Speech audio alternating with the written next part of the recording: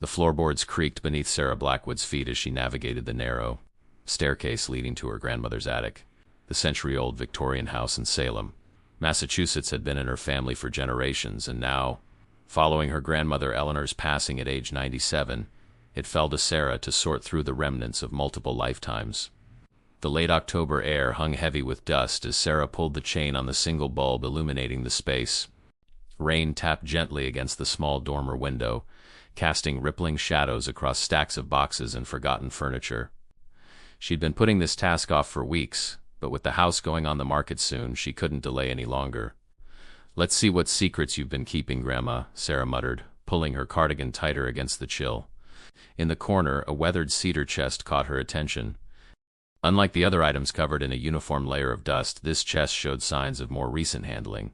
The brass latch was tarnished but free of dust, suggesting her grandmother had accessed it not long before her death. Sarah knelt beside it, feeling a strange reluctance as her fingers touched the cool metal. The latch gave way with a soft click, releasing the faint scent of cedar and old paper. Inside lay several photo albums, their leather bindings cracked with age, and beneath them a stack of letters tied with faded ribbon. She lifted out the topmost album, its pages yellowed and brittle. The photographs inside dated back to the early 1900s, showing stern-faced men in high collars and women in long dresses. Names and dates were meticulously written beneath each image in faded ink. Near the middle of the album, a large family portrait from 1903 showed a group arranged formally on the steps of what Sarah recognized as the very house she now stood in. The patriarch, her great-great-grandfather William Blackwood, stood stiffly beside his wife Martha. 5 children of varying ages were positioned around them. Sarah squinted at the image, counting the children again. Something seemed off. The family history she knew accounted for only 4 Blackwood children from that generation, yet here were 5 distinct figures, 3 boys and 2 girls. The smaller girl, standing slightly apart from the others, wore a white dress and had a peculiar expression that sent an involuntary shiver down Sarah's spine.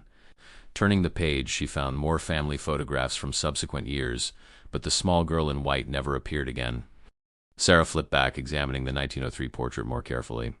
Below it, in the same meticulous handwriting, were the names William and Martha, with James 17, Thomas 15, Robert 12, and Elizabeth 10. 4 names, 5 children in the photograph.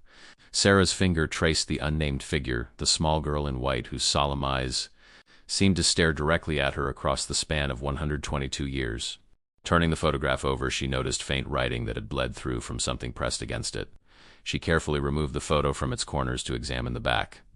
Written in a different hand than the album notations was a single sentence: "Do not speak of her."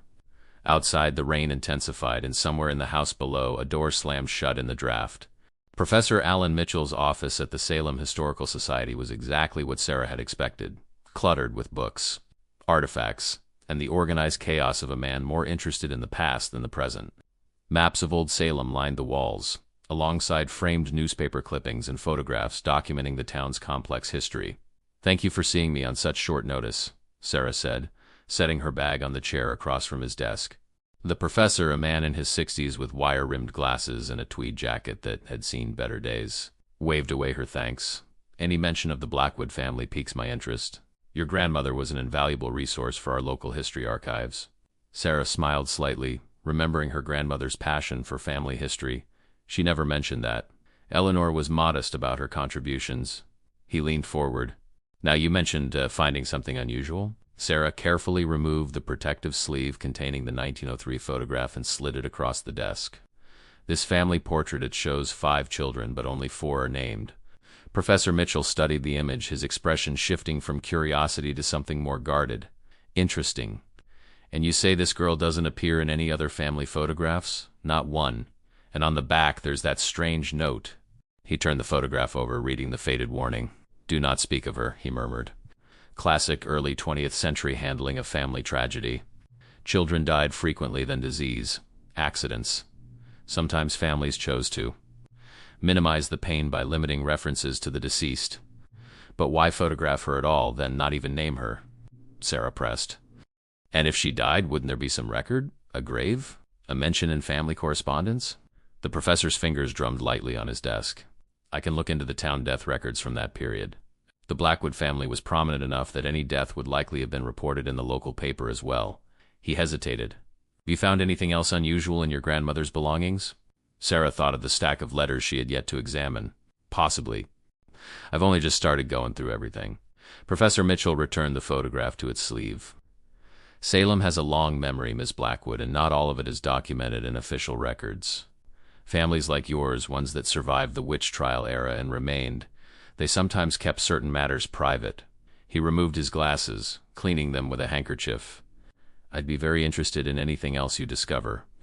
As Sarah gathered her belongings, the professor added one more thing, the girl in the photograph. Did you notice anything unusual about her appearance, besides her being unidentified? Sarah paused. Her expression is odd, and she's standing slightly apart from the others. Yes, but look closer at her feet next time. He replaced his glasses. Historical photographs can reveal details we miss at first glance. On her drive home, Sarah couldn't shake the professor's cryptic comment.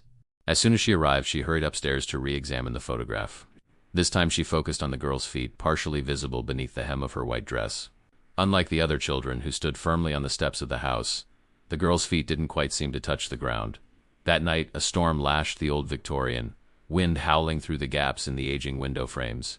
Sarah sat cross-legged on her grandmother's bed, the stack of letters from the cedar chest spread before her. She'd arranged them chronologically, starting with the earliest dated 1902. The correspondence was primarily between her great-great-grandmother Martha Blackwood and her sister Rebecca, who lived in Boston. The early letters were mundane discussions of children's achievements, social engagements, and household matters. As Sarah worked through the stack, she noticed a shift in tone beginning in late 1902. Martha's handwriting became more erratic. Her typically lengthy letters shortened to brief paragraphs. References to headaches and sleepless nights appeared frequently. A letter from January 1903 caught Sarah's attention. Dearest Rebecca, the situation worsens. William says I must not indulge such fancies, that it will only encourage the behavior. But how can I ignore what happens before my very eyes? The children are frightened, especially Elizabeth, who refuses to sleep in her room. We've found her sleepwalking again, standing before that empty room at the end of the hall, whispering to someone who isn't there. Dr. Patterson suggests a sanitarium might provide the rest I need, but I cannot leave the children alone with her. William doesn't see, or pretends not to. The servants talk. Mrs. Abernathy gave notice. Yesterday, after finding all the kitchen knives arranged in a circle on the floor before dawn, no one admits to doing it. I beg you, come stay with us. I fear what might happen if... The letter ended abruptly without a signature. Sarah felt a chill that had nothing to do with the draft in the old house. She continued reading, finding a significant gap in correspondence until April 1903, when Martha wrote again, Rebecca, it is done. Father Sullivan came, though William was furious to have a Catholic priest in our Protestant home. The house feels lighter now. Elizabeth sleeps through the night. We do not speak of her. We do not acknowledge what happened here. The photograph was a mistake. William insisted on having it taken, said we must maintain appearances despite everything. Now it serves as the only evidence she was ever here at all. The room has been sealed. William plans to have the entrance plastered over during renovations this summer. It's for the best. Some doors should remain closed. Please destroy this letter after reading. Your loving sister, Martha. Sarah's hands trembled as she set the letter aside. The timing aligned perfectly with the photograph taken just before the mysterious girl disappeared from family records. She glanced at the wall across from her grandmother's bed. Based on the house's layout, the room at the end of the hall would be directly above where she sat now. But Sarah knew every inch of the second floor, and there was no additional room, just her grandmother's bedroom, a bathroom, and 2 smaller bedrooms. Unless... Sarah grabbed her phone, using the flashlight to examine the wall more carefully. She ran her fingers along the floral wallpaper, feeling for inconsistencies. Near the corner, the pattern didn't quite match, a subtle discrepancy that would be invisible to anyone not looking for it. Heart-pounding, she pressed against different sections of the wall until she felt a slight give. Applying more pressure, she gasped as a portion of the wall swung inward on hidden hinges, revealing darkness beyond. The sealed room. The narrow opening revealed a space untouched for over a century. Sarah's flashlight beam cut through the darkness, illuminating a small bedroom frozen in time. Dust motes danced in the light, disturbed for the first time in generations. Steeling herself, Sarah squeezed through the opening. The air inside was stale and cold, naturally cold compared to the rest of the house. Her breath formed visible clouds as she panned the light around the room. A small bed with an iron frame stood against one wall, covered with a faded quilt. Beside it sat a child-sized rocking chair and a dollhouse that was a miniature replica of the Blackwood house itself. A porcelain doll with a cracked face rested in the chair, its glass eyes reflecting the flashlight beam. "This can't be real," Sarah whispered, her voice sounding muffled in the dense air. On the wall hung a small cross, and beneath it, carved into the wooden baseboard, was a name, Agnes. Sarah knelt to examine the carving, running her fingers over the rough letters. Agnes, the girl from the photograph, the one no one would speak of. A child's desk occupied the corner, its surface covered with yellowed papers. Sarah approached cautiously, directing her light onto the pages. Childish drawings depicted the Blackwood family crude stick figures labeled with names. In each drawing, a smaller figure stood apart from the others, always drawn in white crayon or left uncolored. Beneath the drawings lay a journal bound in faded red leather. Sarah opened it carefully, finding entries written in a child's uneven script, growing more erratic with each page. The final entry, dated March 15, 1903, sent ice through her veins. "They pretend not to see me now. Mother crosses herself when I enter a room. Father looks through me. The brothers throw salt in my path. Only Elizabeth speaks to me, but they'll make her stop too. They've called the priest. I am not what they think I am. I am only Agnes. But if they make me disappear, I'll have to show them I'm still here. I'll always be here." The journal slipped from Sarah's hands, landing with a dull thud that seemed to echo through the sealed room. As if in response, the temperature plummeted further. The rocking chair began to move, creaking slowly back and forth on its own. Sarah backed toward the hidden door, her heart hammering against her ribs. The flashlight flickered, dimming and brightening in irregular pulses. "I'm sorry," she whispered to the empty room. "I didn't know about you, Agnes." The rocking stopped abruptly. In the beam of the flashlight, Sarah saw small footprints forming in the dust on the floor, advancing toward her one by one. She stumbled backward through the opening, slamming the hidden door shut. Leaning against it, she struggled to catch her breath, to make sense of what she'd seen. The rational part of her mind suggested drafts, house settling, tricks of light and shadow, but she knew better. Agnes was still there, had always been there. The question was, what had happened to her in 1903? The Salem Public Library's microfilm archives were housed in the basement level, a labyrinth of filing cabinets and reading stations illuminated by fluorescent lights that buzzed incessantly. Sarah had been there for hours, scrolling through local newspapers from 1902 and 1903, searching for any mention of the Blackwood family or a child named Agnes. Her eyes burned from strain, but she couldn't stop. Since discovering the hidden room 2 days earlier, she'd been unable to sleep properly, waking to the sound of faint footsteps or childish humming that ceased the moment she opened her eyes. "Finding everything you need?" The question made Sarah jump. An elderly librarian with a name tag reading Margaret stood beside her, peering at the screen. "Yes, thank you," Sarah replied, trying to calm her racing heart. "I'm researching my family history, the Blackwoods." Recognition flickered across Margaret's face. "Eleanor's granddaughter, aren't you?" "You have her eyes." Without waiting for confirmation, she continued, "The Blackwoods have deep roots here. Survived the witch trials when many didn't." "I'm particularly interested in the early 1900s, Sarah said carefully. "I found a family photograph with an unidentified child, a girl named Agnes." The change in the librarian's demeanor was subtle but unmistakable. A stiffening of posture, a slight widening of eyes. "Where did you hear that name? I found it." "In some family papers," Sarah hedged, unwilling to mention the hidden room. "Was she a relative who died young?" Margaret glanced around the empty archive room before leaning closer. "You won't find Agnes Blackwood in those papers," she whispered. "Some stories didn't make the newspapers. But I knew your grandmother well. We went to school together, and Eleanor told me things her parents had told her." Sarah waited, hardly daring to breathe. "Agnes wasn't a Blackwood by blood," Margaret continued. "She was taken in by your great-great-grandparents in 1901. After her own family, the Mathesons, died in a house fire. A charity case, publicly. Privately, ... She paused. "There were rumors that William Blackwood had been involved with Agnes's mother, that the girl was his illegitimate daughter, so she was adopted, informally. Such arrangements weren't unusual then, but the integration wasn't smooth. Agnes was different. The Blackwood children tormented her, particularly the boys. And there were incidents missing items, small fires, a pet bird found dead. The household staff began to quit. Neighbors stopped visiting." Sarah thought of Martha's letters describing Elizabeth's sleepwalking, the arranged knives. "What happened to her?" Margaret's voice dropped further. "According to what Eleanor told me, Agnes became ill in early 1903, a fever that made her delirious. The family physician was called, but by morning the girl was gone." "She died?" Sarah asked. "That's the official story. There was no funeral announcement, no grave in the town cemetery. Eleanor's mother Elizabeth told her a different story years later. Said her parents had sent Agnes away to an institution after she tried to harm Elizabeth in her sleep. Said the girl was possessed. Sarah recalled the journal entry. Only Elizabeth speaks to me, but they'll make her stop too. But the strangest part, Margaret continued, is that Elizabeth swore Agnes returned the very night she was taken away. Said she saw her standing at the foot of her bed, soaking wet, her nightgown clinging to her small body. Water pooling on the floor beneath her feet. A cold realization washed over Sarah. The mill pond, she whispered.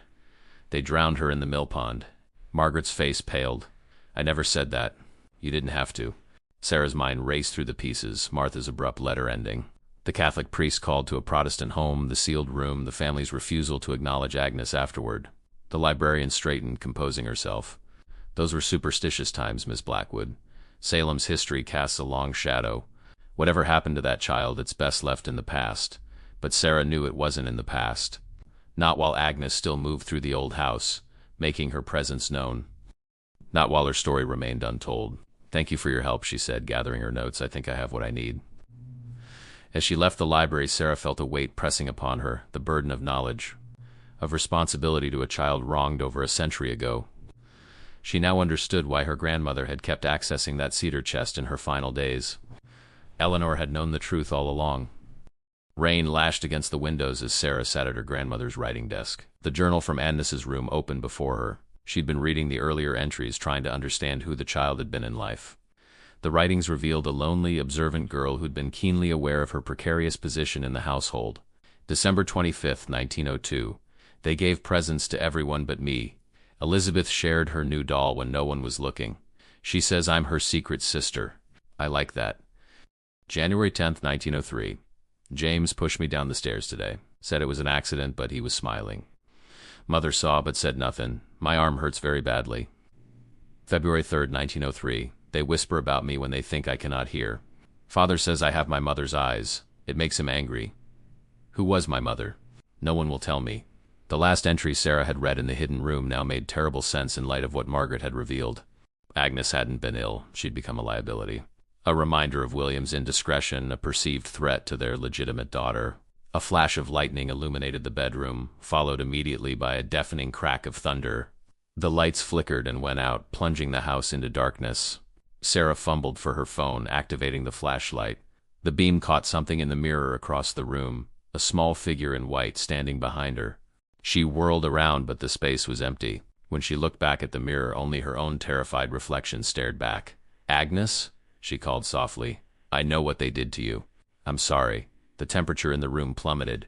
Sarah's breath clouded before her face.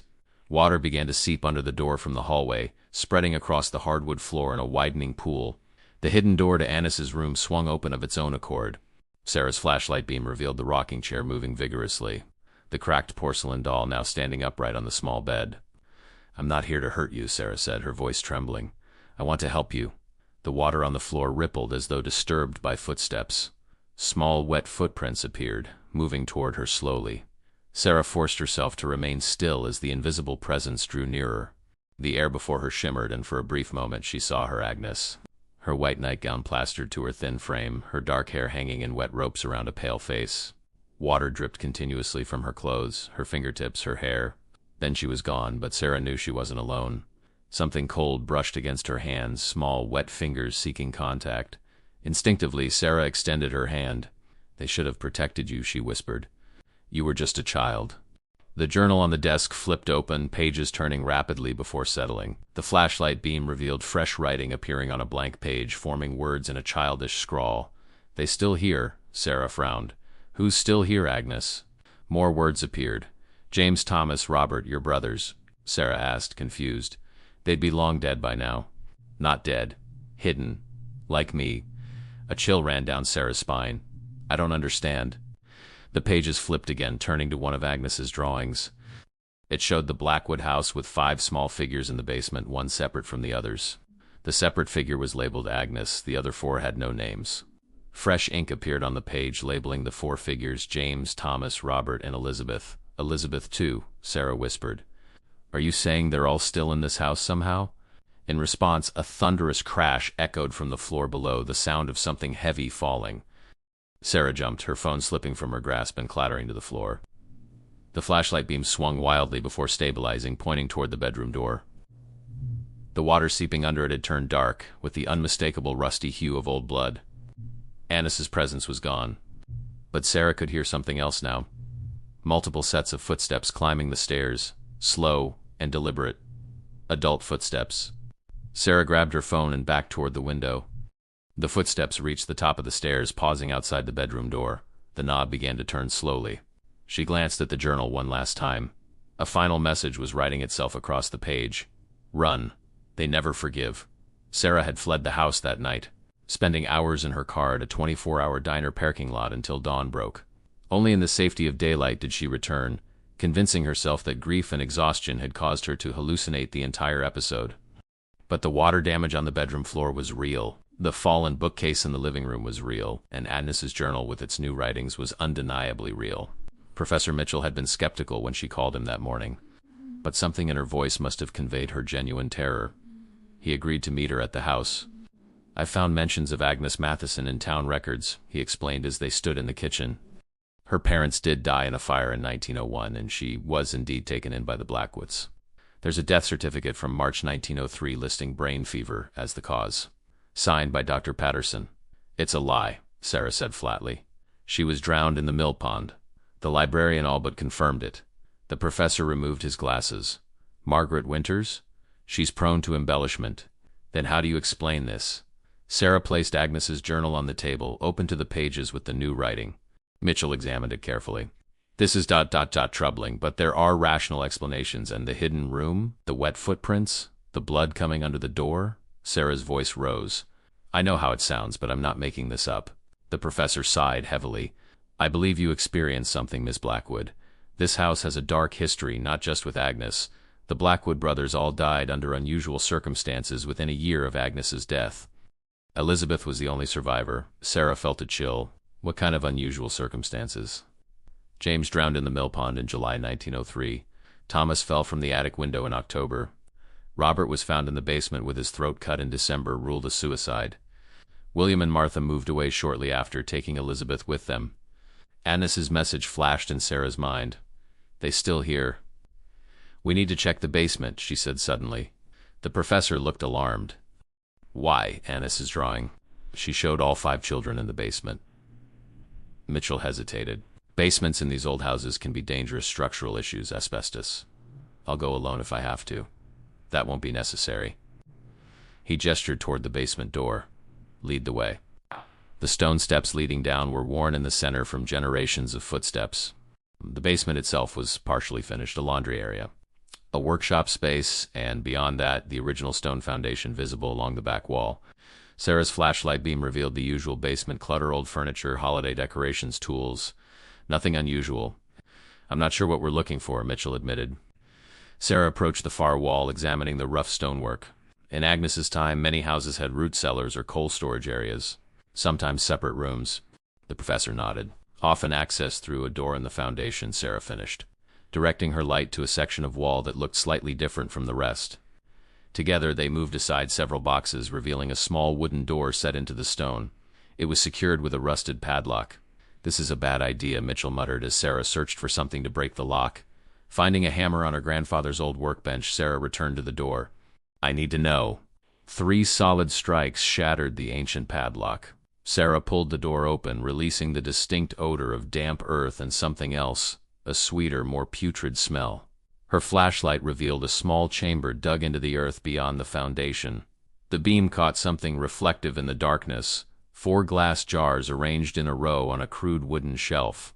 Sarah stepped closer, then recoiled in horror.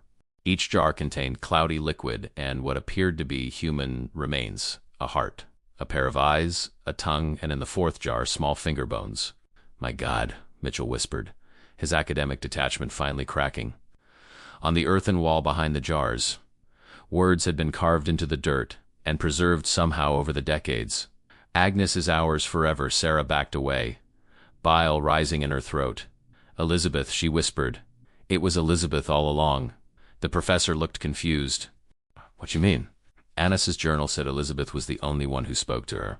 The other children tormented her. What if... Sarah struggled to form the terrible thought. What if Elizabeth befriended Agnes only to betray her? What if she was the one who led Agnes to the mill pond? And then what? A 10-year-old girl murdered her 3 brothers and preserved their organs. Mitchell shook his head. That's impossible. Not if she had help. Sarah's mind raced through the fragments of Martha's letters. Martha wrote that Elizabeth was sleepwalking, speaking to someone who wasn't there. What if it wasn't sleepwalking at all? What if after Agnes died, something... came back with her? A loud crash from upstairs cut off further speculation. They froze, listening to the unmistakable sound of footsteps moving across the main floor. "Someone's in the house," Mitchell whispered. "Not someone," Sarah replied, her voice hollow. "Something." Sarah and Professor Mitchell crept back upstairs, finding the kitchen exactly as they had left it. The rest of the main floor appeared undisturbed, yet the distinct feeling of being watched pressed in from all sides. "We should leave," Mitchell urged, his earlier skepticism clearly shaken. "Contact the police about what we found in the basement." "And tell them what? That my ancestor preserved human organs in jars as part of some ritual to bind her dead foster sister's spirit?" Sarah shook her head. "We need more evidence of what actually happened." Her gaze settled on the wall between the dining room and parlor, a wall that, based on the house's layout, was considerably thicker than it should be. "The renovations," she murmured. Martha's letter mentioned William planning renovations in the summer of 1903 to plaster over Agnes's room. What if they did more than that? Sarah approached the wall, knocking gently. The sound was different from the other walls, more hollow in some places, more solid in others. "Do you have any tools in your car?" she asked Mitchell. "Something we could use to look inside this wall?" The professor hesitated only briefly before nodding. "I keep a small toolkit in my trunk. Give me a moment." While he fetched the tools, Sarah continued examining the wall, pressing against different sections. Near the bottom, her fingers found a small gap where the baseboard didn't quite meet the floor. Something white was visible in the cracked paper or fabric. Mitchell returned with a pry bar and hammer. "This feels like destruction of evidence," he said, but positioned the bar where Sarah indicated. "This house is coming down next month anyway," she replied. "The developers are gutting it completely." With careful pressure, they removed a section of baseboard, revealing a cavity behind. Sarah reached in carefully, extracting what turned out to be a stack of papers tied with faded ribbons similar to the letters she'd found in the cedar chest. But these had been hidden deliberately. As Mitchell worked to create a larger opening, Sarah untied the ribbon. The papers were letters, all written in the same hand she now recognized as Elizabeth Blackwood's, dating from 1915 to 1920, years after the family had fled Salem. The first letter was addressed to her parents. "Dearest Mother and Father, I write to you from my room at Danvers State Hospital, where the doctors say I am improving. They still do not believe me when I tell them about Agnes, but I no longer try to convince them. It's better this way. I dream of her still standing at the edge of the mill pond, trusting me when I told her we were meeting the boys for a game. I was cruel, wasn't I? But they made me do it. James said we had to send her back to where she came from. Thomas held her under while Robert watched. I only watched too. That's not so bad, is it? But Agnes didn't leave. She came back that night, dripping water onto my bedroom floor. She told me the others needed to be punished. She taught me the words to say, the things to do. She promised we would be sisters forever if I helped her. Do you remember how surprised everyone was that I never seemed frightened after James was found in the mill pond? After Thomas fell, after Robert cut his own throat? I wasn't frightened because Agnes told me it would happen. She kept her promises. The doctors say I should forgive myself, but how can I when I'm never alone? Even now, she stands in the corner of my room watching me write this letter you'll never read. Your daughter, Elizabeth. Sarah's hands trembled as she set the letter aside. Mitchell had created an opening large enough to reach deeper into the wall cavity. His flashlight beam revealed something else hidden in the space, a small bundle wrapped in deteriorating cloth. I think you should see this, he said, his voice unsteady as he carefully withdrew the bundle. Unwrapping the delicate fabric revealed a child's dress, white, though yellowed with age. Dark stains spread across the fabric, long dried to a rusty brown. Beside it lay a leather-bound book that Sarah recognized immediately as Elizabeth's diary. As Mitchell held the dress, something fell from its folds, a small, tarnished locket. Sarah picked it up gingerly, pressing the release to open it. Inside was a tiny photograph of a solemn-faced girl she recognized as Agnes, alongside a lock of dark hair. A keepsake, Mitchell murmured, or a trophy. Sarah opened Elizabeth's diary, finding the final entry from December 1903. It is finished. Agnes has her justice. The jars are hidden where no one will find them. The ritual is complete. She says we are bound now, all of us, to this house forever. James, Thomas, and Robert are here too, but they cannot hurt Agnes anymore. I've made sure of that. Mother and father insist we must leave Salem. They fear rumors have begun about what really happened to my brothers. They don't know. Agnes comes with us wherever we go. She says one day I'll return to the house. That we all will. I've hidden her dress in this diary where no one will find them. Someday someone will need to know the truth. Agnes says it will be family. Blood calls to blood, she says. I am afraid of what I've done, but more afraid of what Agnes will do if I disobey her now. The diary slipped from Sarah's grasp, landing with a soft thud on the hardwood floor. Outside, the afternoon light had dimmed as storm clouds gathered, casting the room in shadow. Elizabeth helped Agnes take revenge, Sarah whispered, then spent the rest of her life haunted by what she'd done. Your grandmother returned to this house, Mitchell noted. Elizabeth's prophecy fulfilled, and now I'm here. Sarah looked around the suddenly oppressive space, the last of the Blackwood line. A door slammed upstairs, followed by the sound of childish laughter. Then another sound, deeper, angry masculine voices murmuring just beyond hearing. We need to leave. Now. Mitchell grabbed Sarah's arm, but Sarah stood transfixed, watching as water began to seep under the front door, spreading across the entryway floor in a widening pool. Blood calls to blood, she whispered.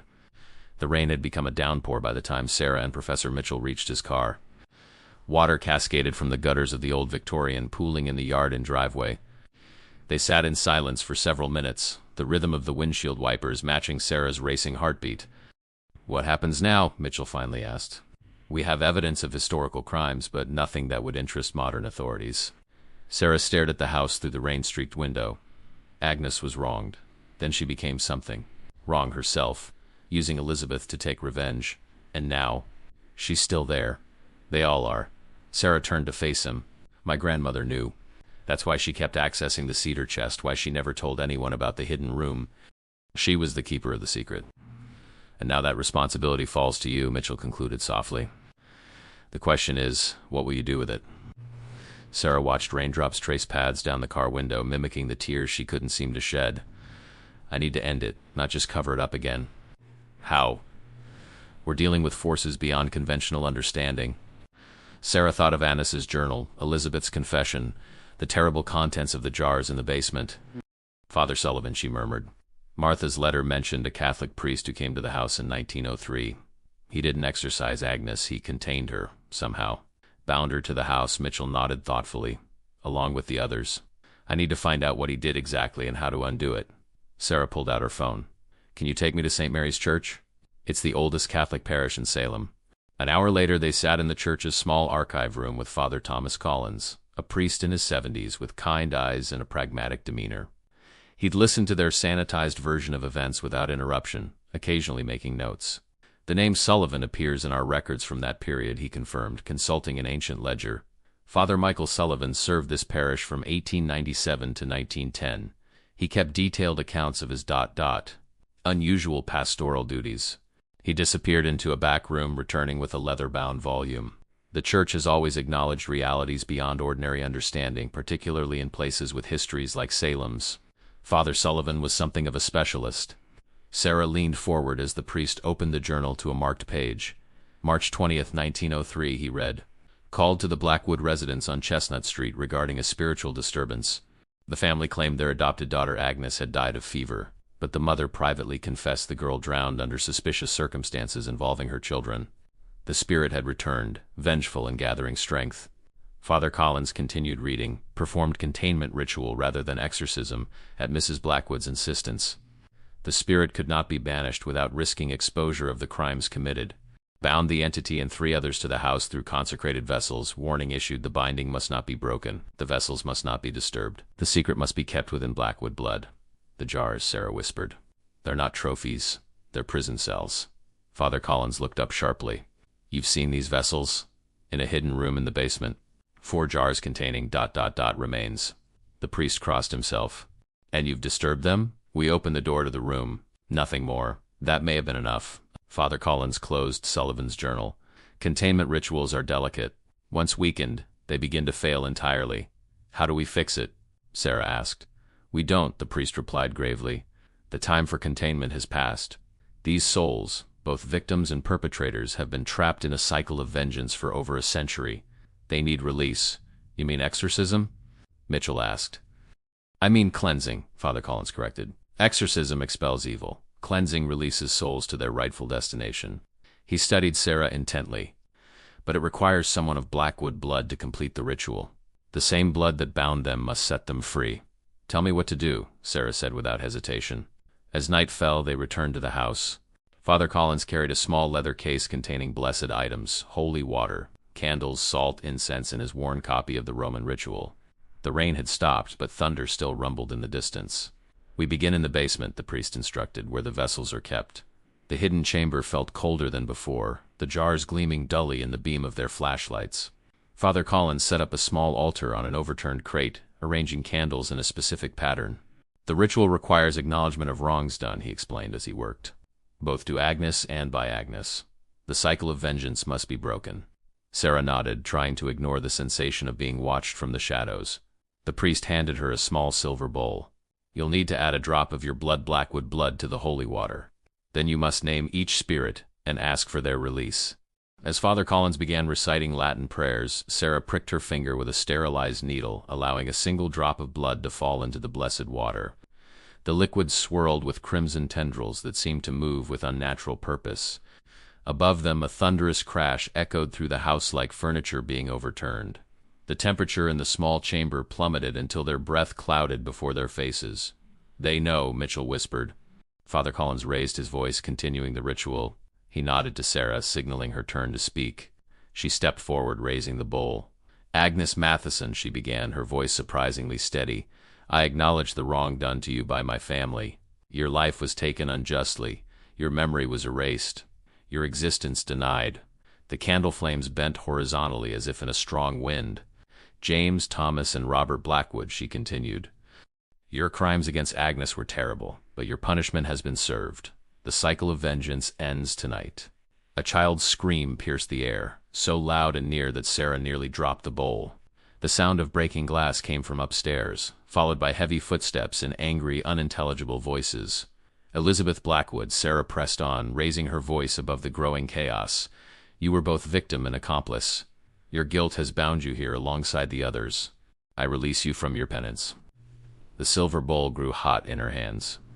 The drop of blood in the water had expanded, swirling faster until the entire contents glowed with a reddish light.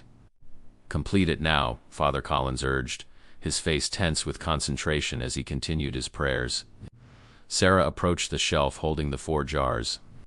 With the blood that bound you, I release you, she said, pouring a portion of the mixture over each jar in turn.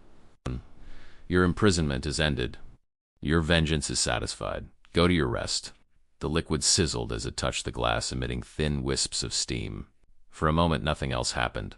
Then the jars began to crack, fine lines spreading across their surfaces like spider webs. Light leaked from the fractures, not the red glow of the blessed water, but a pure white radiance that grew in intensity until Sarah and the others had to shield their eyes. The basement door slammed shut above them. The earth beneath their feet trembled. The candles extinguished simultaneously, plunging them into darkness broken only by the light still emanating from the cracking jars. With a sound like distant chimes, the jars shattered, not violently but gently, the glass turning to fine dust that hung suspended in the air. The contents, the preserved remains, dissolved into the same white light which now formed 4 distinct glowing spheres. 3 of the lights rose quickly, passing through the ceiling and disappearing. The 4th, the smallest, lingered, hovering before Sarah. Agnes, she whispered. The light pulsed once, then floated toward the earthen wall where the words had been carved. As they watched, the carved letters crumbled, the dirt falling away to reveal a small, weathered tombstone embedded in the earth behind. The light touched the stone briefly before rising to join the others, passing beyond their sight. In the sudden silence and darkness, Father Collins relit a candle. Its flame revealed the tombstone and the simple inscription now visible, Agnes Matheson. 1895 to 1903 at rest, she was buried here all along, Sarah said quietly, in unconsecrated ground. Hidden away like a shameful secret. Not anymore, Father Collins replied. Her story is known now. Her spirit released.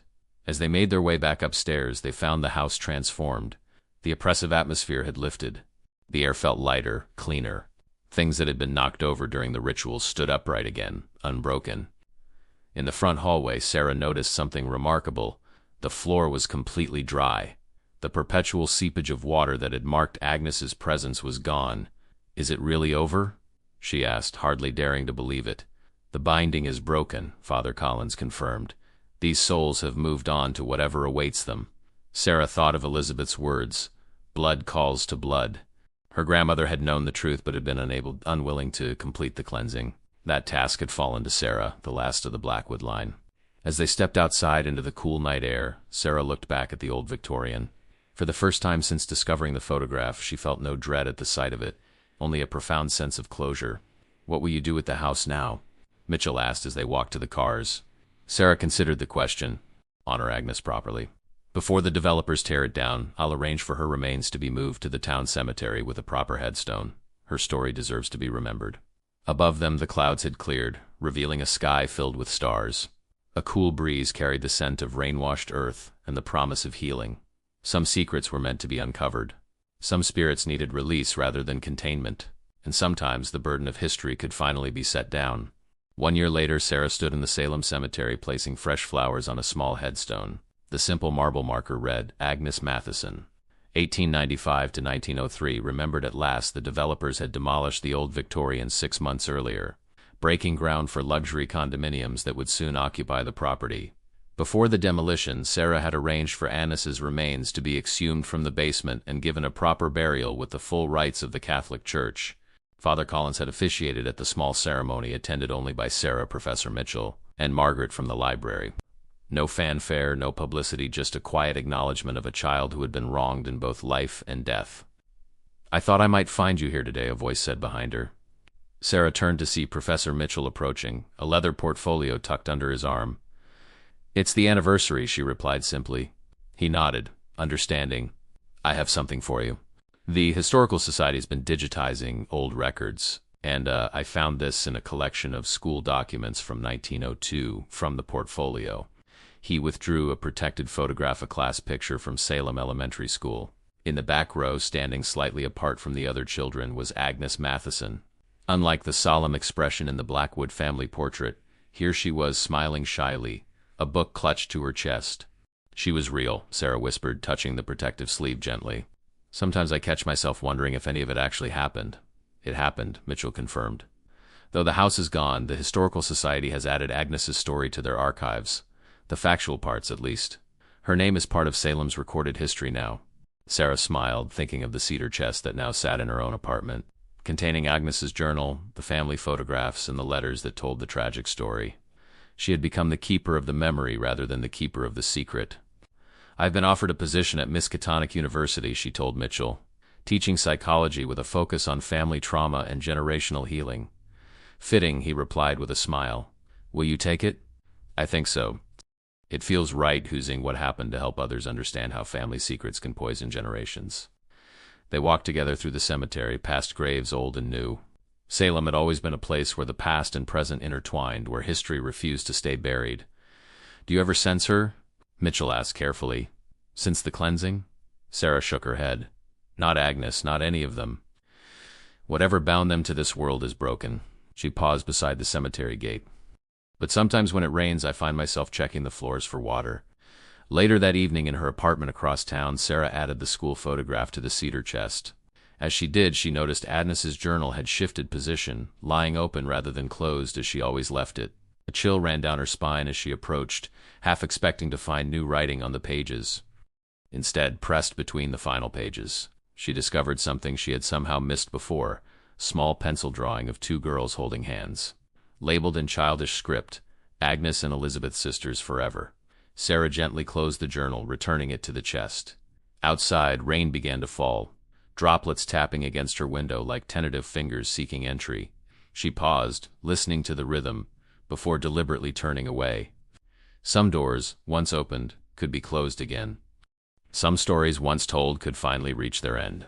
Sarah locked the cedar chest, knowing that while the Blackwood line would end with her, the truth would not be forgotten again. Agnes Matheson had a name, a place, and a story that would outlive the tragedy that had claimed her. In the quiet of her apartment, Sarah whispered words meant for no living ears. "Rest well, Agnes. Rest well." And somewhere beyond the veil that separates this world from whatever lies beyond, perhaps a small girl in a white dress finally found peace.